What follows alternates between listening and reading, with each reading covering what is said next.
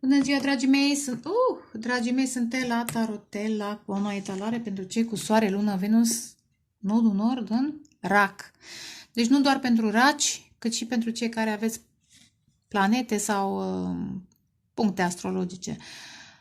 Dragii mei, cărțile astea au vrut să vină, dar o să citesc imediat. În timp ce am amestecat aceste cărți, am văzut 5 de spade, rămâne de văzut ce legătură are. 5 de spade înseamnă jocuri mentale, conflicte, argumente, certuri, bârfe. Un soi de război, spiritual, mental, energetic. Eu știu ce înseamnă asta pentru unii. Ce a vrut să apară? 3 de cupe și luna. Interesant, aspecte care țin de apă, pești, rac, scorpion, dar în mod special rac și pești.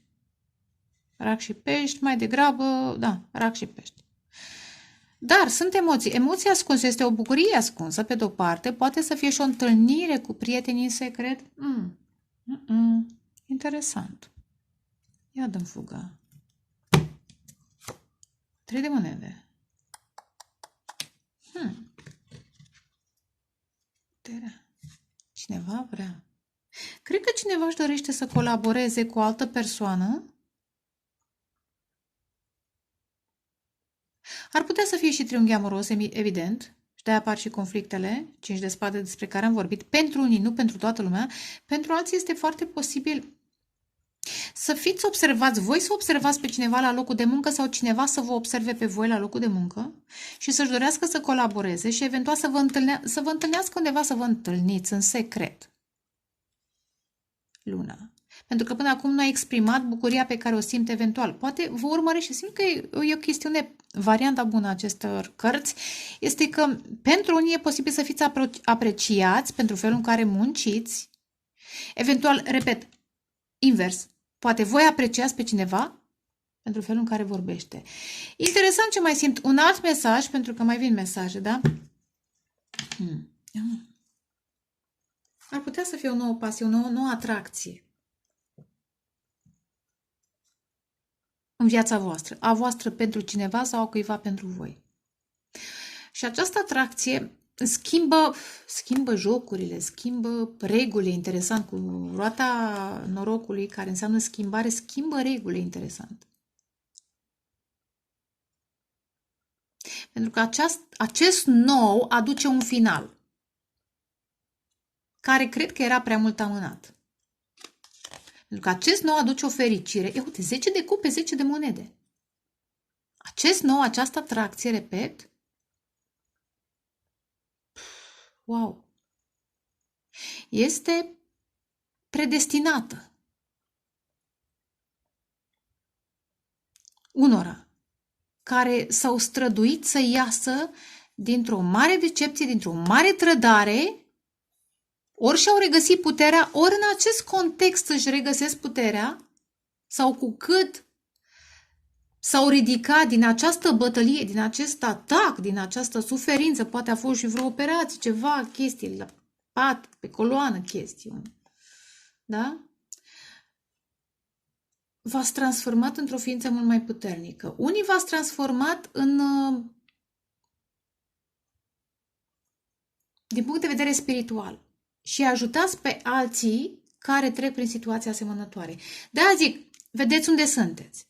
Transformare, că 8 înseamnă transformare. Transformarea voastră, puterea voastră atrage. Atrage. Știți ce mai simt? Iar atracția aceasta despre care am vorbit e valabilă în viețile unora, nu a tuturor. Ea predestinată cu roata norocului. Deocamdată este... Simt nevoia să zic,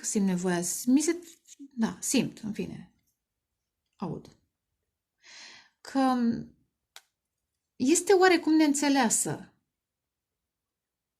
De cine o să vedem? De voi, de cealaltă persoană? Atracția aceasta este neînțelesă pentru că aduce și bucurie, 10 de cupe, și magnetism, și un potențial cu 10 de monede,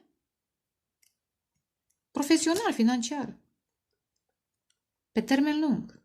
Și aici este o notă de confuzie. Nu sunteți eventual obișnuiți cu atâtea plusuri? Sau ei Repet, cealaltă persoană nu e obișnuită cu atâtea plusuri.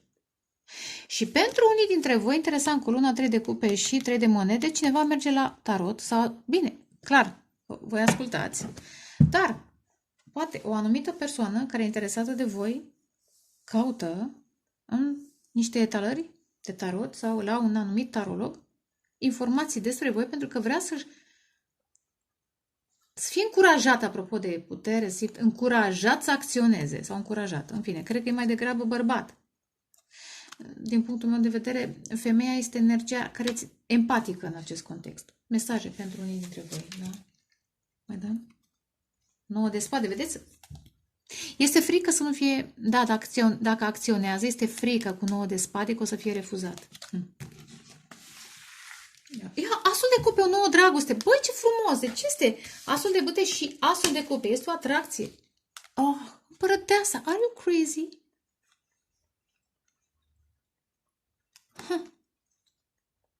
Am zis că atrageți unii dintre voi, nu toți. Atrageți, că asta face împărăteasa. Atrageți dragoste, pasiune, noi valori, oameni care să investească după ce ați fost părăsiți, ați trecut prin situații grele și v-ați transformat. Frumos, frumos, frumos, frumos. Aspecte, că am văzut împărăteasa, aspecte și asul de cupe ar putea să fie al vostru, da, rac, pești, scorpion și balanță sau taur. Pentru unde am văzut și semne de aer, în fine. Mesaj. Puterea. Am zis, am văzut mai devreme puterea. Dar încă n-a venit cartea. E doar aici. Se pune de un cuplu puternic, se așează cărțile, se așează energiile. Dacă n-ați intrat încă într-o colaborare foarte puternică, sunteți pe cale să intrați, repet, să atrageți un personaj la fel de puternic ca voi, care își dorește să colaboreze. Hai, o dată, de 2 ori, de 3 ori. Neptun. Iluziile. Acum vedem eu, Rac și Neptun. Soare în Rac, interesant. Și Neptun. Neptun intră? Probabil că acum pentru unii face chiar quadratură. Nu că se apropie de berbec. Dar a fost în pești până acum. Ideea e care numărul 21 al lumii. Încheiați un mare capitol în care ați văzut lucrurile dintr-o perspectivă, să zic că, n-aș spune musă iluzie, perspectivă care nu mai e valabilă acum. Nu mai e valabilă. Ați sperat eventual într-o relație, n-a mers, am zis, au fost trădări, probleme, poate să fie și relație.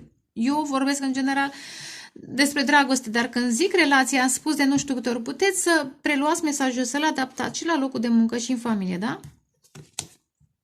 Capricorn. 10, interesant că e casa 10 a carierei, este Capricorn în opoziție cu voi. Și Marte. Marte, Gemeni, Mercur. Comunicare.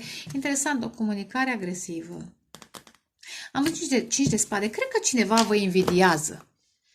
Dragii mei, pentru că știu că raci în general sunt ambițioși. Sunt. Știu mulți raci, nu știu foarte mulți, dar racii pe care îi știu eu, în general, sunt ambițioși și muncesc. Chiar muncesc.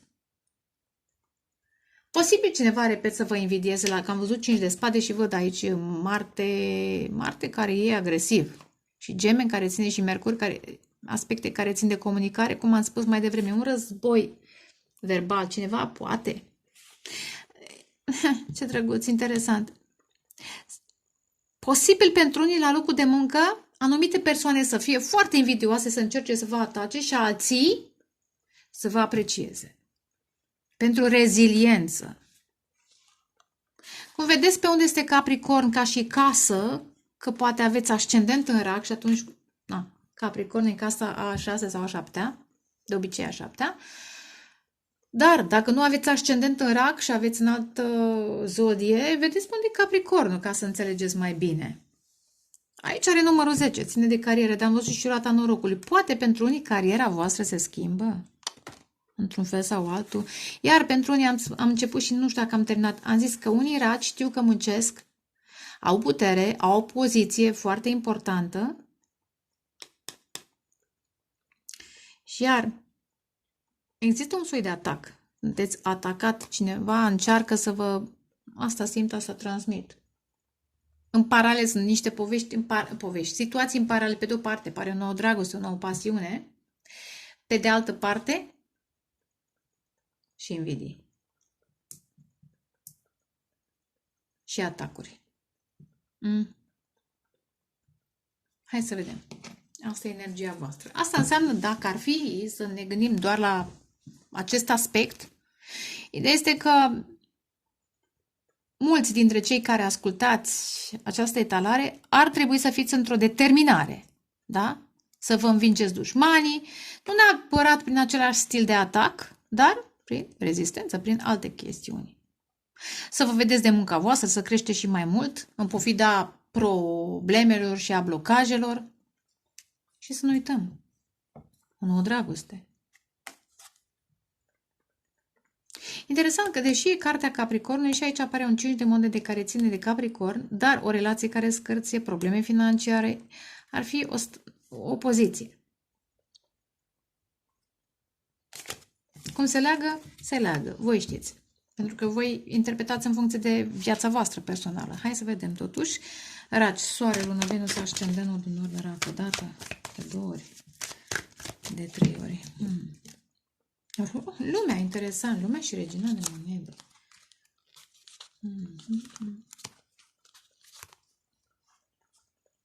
Nu știu dacă ați visat că o să vă căsătoriți cu cineva. Cred că ați încheiat acest capitol. Interesant. Vă vindecați, asta văd că vă vindecați și luați de la 0. De la 0, da, munciți, 8 de monede, da, munciți, ajungeți într-o poziție foarte bună, Dumnezeu vă ajută, ia uite. Luna iar apare, da. Și, da, și oamenii vor... Cei care n-au putut să fie lângă voi atunci când ați avut nevoie, pentru că unii dintre voi, dintre noi, dar dintre voi, acum, mă special vine mesajul la Raci, care ați lăsat un vis, o iluzie, apropo, că veți fi stabil, că veți face casă. Poate, Regina de Monede, interesant, este și o relație karmică. Fostă soție sau actuală soție, ceva. Au fost iluzii, vă dați seama că n-a mers, că au fost toxici, da? Sunt multe variante. O relație karmică. Dar pentru alții poate să fie visul că veți fi căsătoriți lângă cineva. Și n-a mers. Ați încheiat capitolul. Ori ați văzut că persoana respectivă avea opțiuni, ori că vroia să vă folosească pentru bani sau pentru poziție. Sunt multe variante, da? Ideea e că vă vindecați și luați la... Poate chiar un nou început în carieră pentru unii, da? Poate o transformare spirituală. Poate chiar interesant cu 0 ăla și cu Marele Preot. Îndrăzniți o nouă cale spirituală, o nouă cultură, explorație, interesant cum aud pentru unii. Hai să tai. Nu știu dacă am dat, cred că acum. Tai cu adevărat. Hai să vedem Raci. Ce frumos steaua, dar aveți 17 aici de 2 ori. Interesant comunicarea 3 gemeni între 15, care e numărul diavolului, și 17, care e numărul stelei. Eu zic că e bine să aveți grijă cum comunicați în această perioadă.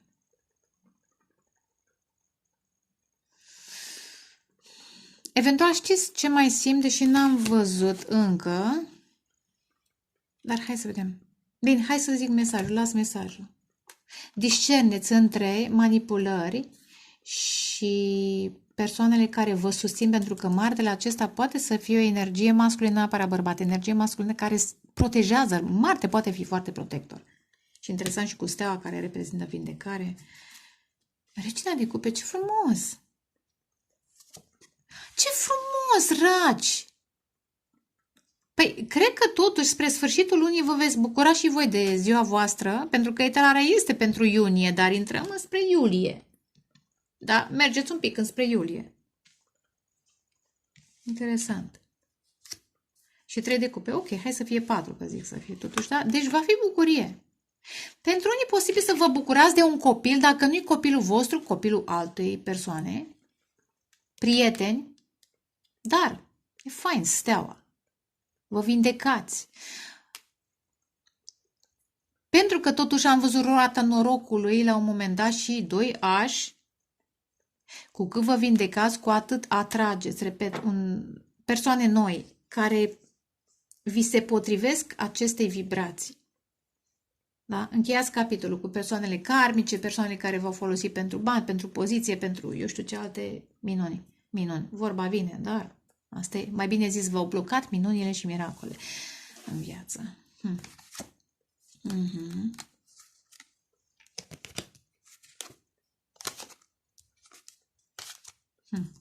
Mă uit un pic.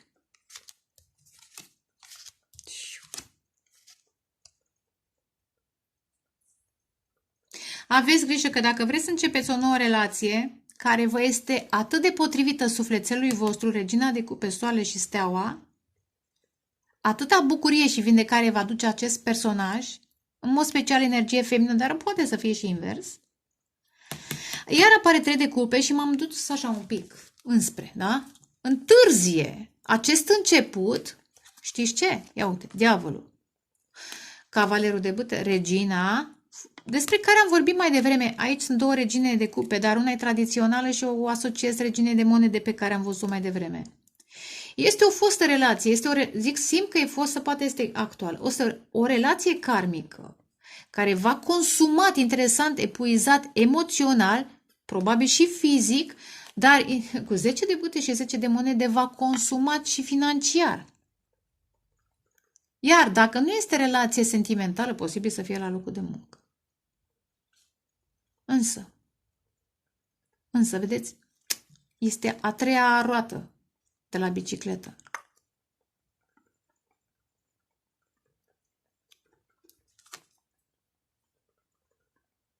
Ce frumos! Vedeți, chiar vin. Dar urmează să schimbați energia. Vă îndreptați către această energie feminină divină. Are you crazy? Nu știu dacă în luna iunie, poate mai spre iulie, poate iulie, august. Deci sunteți pe cale să faceți curățenie în viața voastră. Asta aud. Faceți curățenie în viața voastră. Poate un copil are un moment, eu știu, de bucurie, serbează ceva, deci o fi picat pana. Cred că veți primi niște mesaje. Deși nu mi-arată cărțile, dar veți primi niște mesaje. Ia uite, 7 de spade, 8 de fute. Aveți grijă ce fel de mesaje, că cineva încearcă să vă bombardeze, să zică că vă iubește și de fapt să mintă. Că vă iubește, sunteți tot ce și probabil cineva vă sună la băutură. Ar putea chiar să fie din love bombing să dea în agresivitate, da? Dar te ia stringurile? Poate deja asta ia stringurile. Puneți-l la punct dacă depășesc limita bunului simț. Ridicați-vă granițele. Interesant, fiți atenți, dacă aveți cu cineva un copil, posibil să folosească copilul în acest context ca să vă manipuleze, dar pentru alții, personajul acela ar trebui să-și ceară scuze. Nu știu dacă își cere scuze. Și dacă își cere scuze, aveți grijă cum și le cere, că nu e suficient să-și ceară scuze dacă nu este transformat. Dar regretă. Împăratul, energie masculină. Regele de bâte, foarte masculină. Dezamăgit, eventual.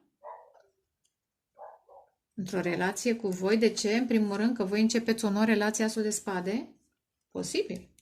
Posibil. Asul de bâte, foarte mulți ași, dar nu chiar pe masă. Rămâne de văzut la clarificări acum dacă apare unul. Dar deocamdată am zis, cred că acum vă vindecați programul. Da, programul principal este de vindecare, cu steaua și cu regina de cuperi, vindecare emoțională, da, de ridicarea vibrației cu soare și cu steaua, da? Și să faceți diferența între stările voastre, alea din trecut și acestea, spre care mergeți mulți dintre voi. Pentru unii, repet, un copil vă aduce multă bucurie și veți simți, iar o altă energie feminină, veți face diferența. Hai să și clarific, steaua. Da, 0. Interesantă este cartea 0. 0 și steaua, ce frumos. Da, este o nouă... Unii dintre voi poate descoperiți căi alternative de vindecare, da? 0 este o nouă cale spirituală pentru unii. Dar noi căi de vindecare sau noi căi de a face bani, interesant. Sunteți susținuți, cum am zis mai devreme, de Marele Preot. Poate să fie o nouă cultură. Interesant, vă duceți călătorii. Simt nevoia să zic călătorie. Am văzut ceva, dar nu atât de evident. Dar pentru unii e posibil să descoperiți o nouă cultură. Să vă atragă. Să învățați de acolo ceva, să dezvoltați noi abilități. Sunt multe.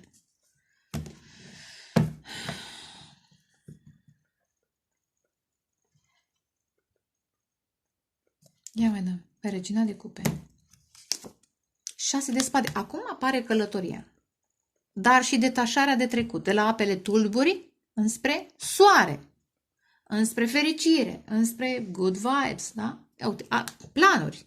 Da? Lăsați haosul. Lăsați haosul în urmă. Vechea construcțiile. Vechii prieteni care efectiv nu mai rezonează. Știți bine că acum toți suntem, luăm decizii și ne separăm. Vechi, nu e vorba de bun sau rău, e vorba de vechi și nou.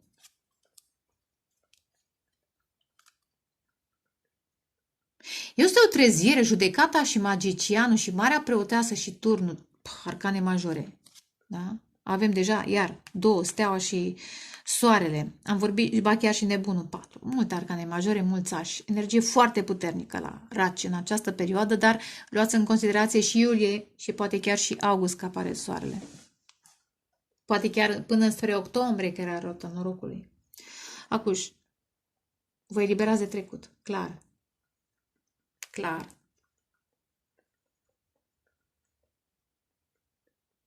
Știți ce? Iar planuri de viitor. Shift realities, între realitatea veche și cea nouă. Mulți vă orientați către cea nouă. Dacă am început cu steaua și cu soare, cu steaua și cu 0. Să nu uităm. Sau să nu uitați. Nu, oamenii din trecut nu mai... Mulți, o să vedeți. Dacă n-ați observat până acum, o să vedeți. Este o chemare. Ia uite, judecata. Ia uite, iar, 2 de cupe și împărăteasă. Sunteți chemați să vă resetați crezule, credința, o nouă credință, felul în care crezi. Trebuie să ai doar o fărâmă de credință și poți să miști munții. Da? Că puteți să lăsați... Și e poate pentru unii raci. Pentru că se zice că racii sunt foarte atașați, nu? E casa 4, a familiei, a mamei. Pentru unii e posibil să fi fost mai greu. Dar uite că se poate. Pentru că lucrează Dumnezeu, lucrează îngerii, ghizii voștri, ce-or fi. Soarele.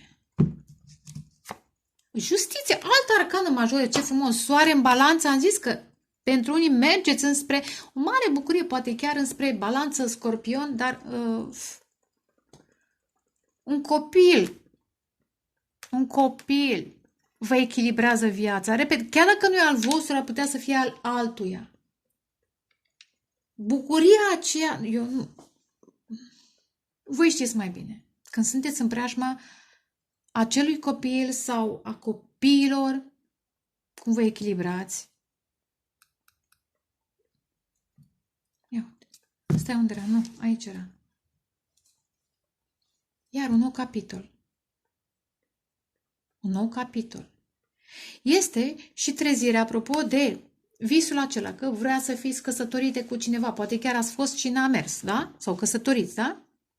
Sau dacă n-ați fost căsătoriți, ați fost într-o relație și v-ați dat seama că persoana respectivă vă folosea pentru bani.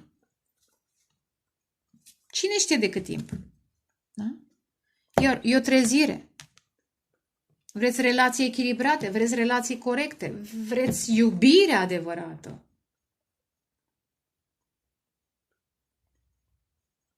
Ar putea să fie și un divorț pentru unii, dar aș spune mai degrabă o separare energetică. Nu simt atât de mult divorț, și parcă am vorbit la un dat, da, când Regina de Spade, unde aici am vorbit, posibil pentru unii să aveți discuții, pentru copil, pentru unii dintre voi, dar trecând peste asta, cărțile sunt foarte pozitive. Foarte, nu e una negativă. Până acum. 3 de cupe. Niciuna n-a fost negativ. Ia uite, 4 de cupe. Unii dintre voi, apropo, știți cum e? Interesant că la balanță, da? Sunt 2 cupe, 2 suflete pereche. În adevăr, care nici măcar nu au nevoie să vorbească, se simt că ai ce fac partea frumoasă la Raci, Pești, Scorpioni și nu trebuie să ai musai soarele acolo. Este energie. Orice om, orice zodie tânjește după așa ceva în momentul în care se maturizează. Dacă a fost la un dat astri, cineva v-a pus în triunghiuri amoroase 3 de cupe și vine, cum am spus mai devreme, da? Love bombing. Poate vă caută la băutură, ceva ce vă iubește, ce atracție simt, da? Poate, repet, pentru unii poate și aduc aminte, nostalgie, 6 de cupe, ce frumos eram în copilărie sau când ne-am îndrăgostit prima oară sau ce copil frumos avem împreună, chestii de genul ăsta ca să vă manipuleze, o să veți face diferența. Nu mai vreți, da? Nu mai vreți. Vreți o dragoste adevărată și am văzut asul de cupe cu împărăteasa, cu energie feminină divină. Dacă sunteți bărbați, vreți o femeie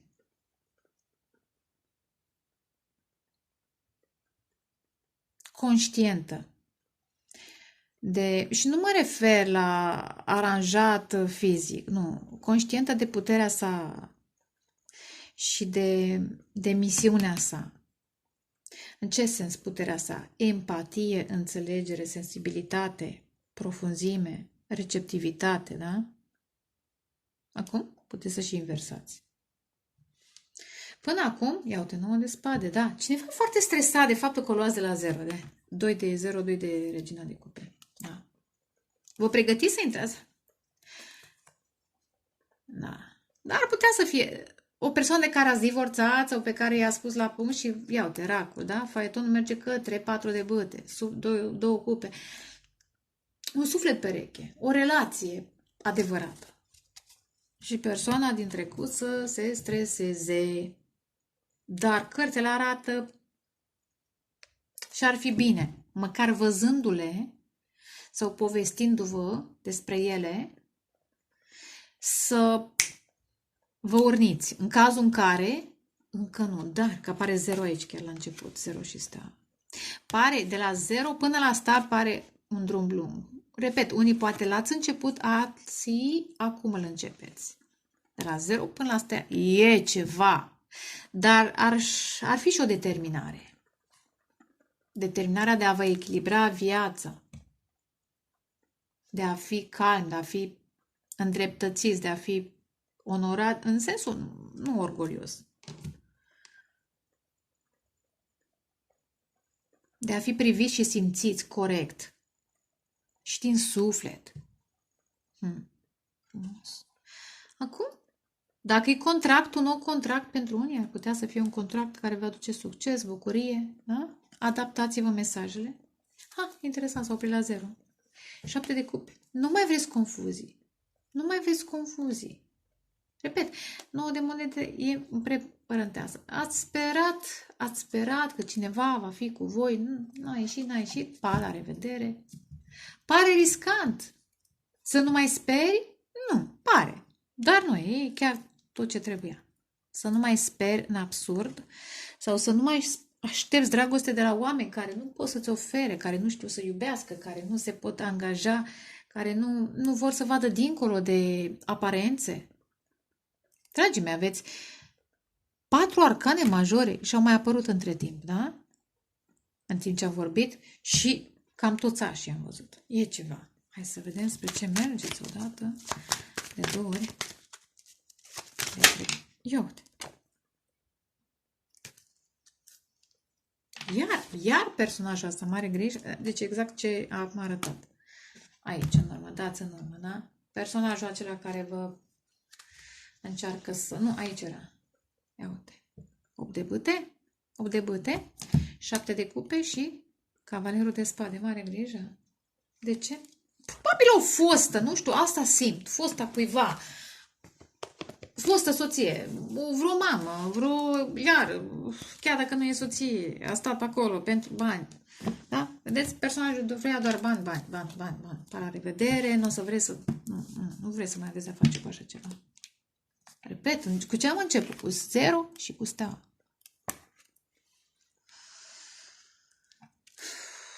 Hai, o dată, de 2 ori, 3 ori. Are you crazy? Steaua. Și Marele Preot. Creștere spirituală, vindecare. Vreți să aveți o familie, iau-te, cu Regina de Cupe. Cu o femeie care vă vindecă, e stabilă, e onorabilă. Am zis bine? Integră.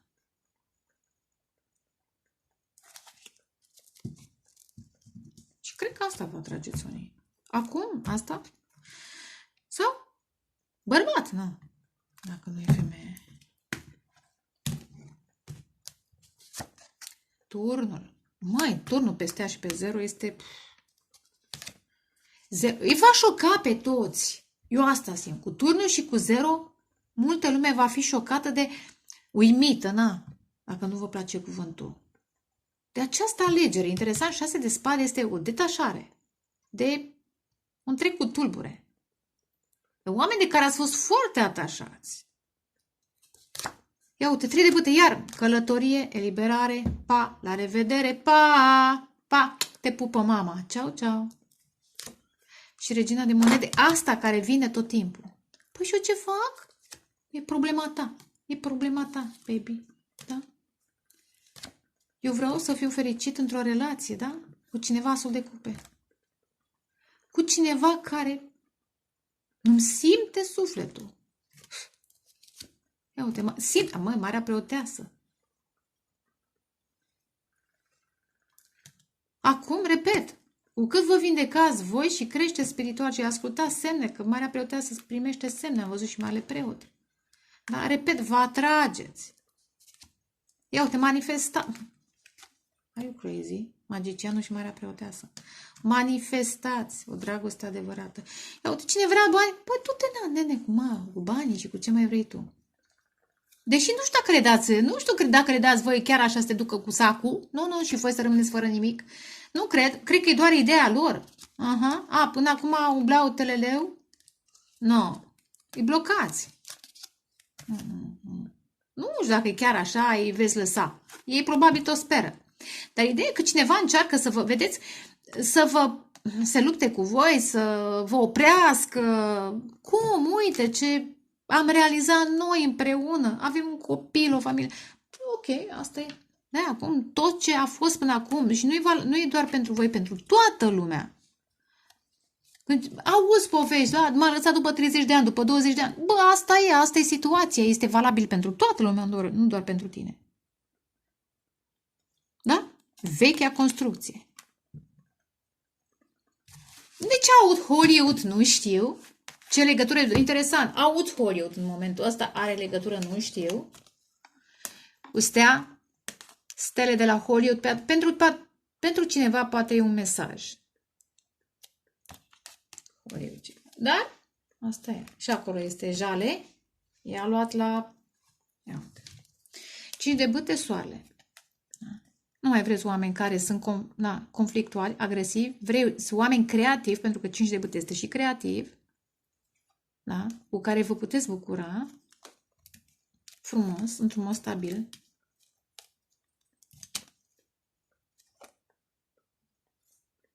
Interesant, poate eroul din unii bărbați se trezește și veți dori să, pe de-o parte, să vă eliberați de legăturile pe care le aveți cu o energie feminină toxică și pe de altă parte să eliberați o energie feminină de niște legături toxice.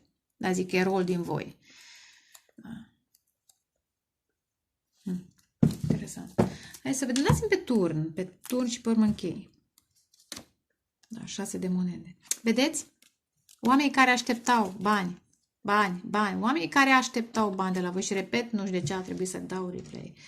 Da? Regretă. Regretă pentru că acum voi vă întoarceți cu fața către sau le întoarceți, mai bine zis, le întoarceți spatele și veți vedea care este adevăratul vostru suflet pereche. Sau adevărate, că sunt mai multe suflete pereche. Întoarceți spatele. Și nebunul. Ia. Ia uite, 9 de monede.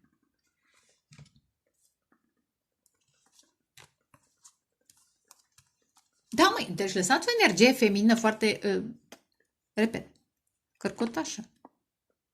Care tot vrea, tot se uită în urmă, dar nu mi-ai lăsat nimica. Nu ți-am lăsat nimica. Nu ți-am lăsat pentru că n-ai muncit, numai eu am muncit. Pa, la revedere, mă duc, mă vindec, da? E o călătorie de vindecare, vedeți? Aici este un valet, da? Pornești într-o călătorie către vindecare și avem 0, da? Călătoria și steaua care înseamnă vindecare. Bărbat, femeie nu contează. Da? Și veți avea victorie. Și veți atrage, uitați, împărăteasa și 6 de bâte. Atrageți oameni puternici, mergeți către oameni, chiar dacă nu au bani, au altceva, au iubire, au empatie, au cunoaștere, au înțelepciune, da? Și cu care puteți manifesta transformare, abundență, dar, repet, dintr-o altă perspectivă. Ia și 3 de bâte, de ce ar călătorie, e foarte curioasă de fel. Da, lăsați în urmă confuzie, uitați. Pa, la revedere, dacă ai opțiuni, du-te, joacă-te cu ce vrei tu. Dacă îți place să... Ia uite, iar vedeți, personajul care a avut doar bani și eventual a folosit sexul pentru bani. Fiți atenți, mare grijă, vă eliberați de ei. Hai mă dăm și pe acum, să o luăm și pe regină. Ia. Vă vindecați de persoana karmică, am zis. Mă susțin cărțile. Mergeți către o altă persoană, mult mai modestă, dar vedeți ce frumos, aici apare împărăteasa și este fără cal, este chiar aici. Ce atâta pompoane și fițe și aere. Am zis, doar esteticul conta pentru acea persoană. Ia, transformați, diavolul, vedeți? Diavolul. Și ei vor sta. Aoleu, cine mai îmi dă bani? Aoleu, ce mă fac? Da? No. Cam atâtic. Vă doresc dragoste, pace, creștere spirituală și vă pup. Ceau, ceau.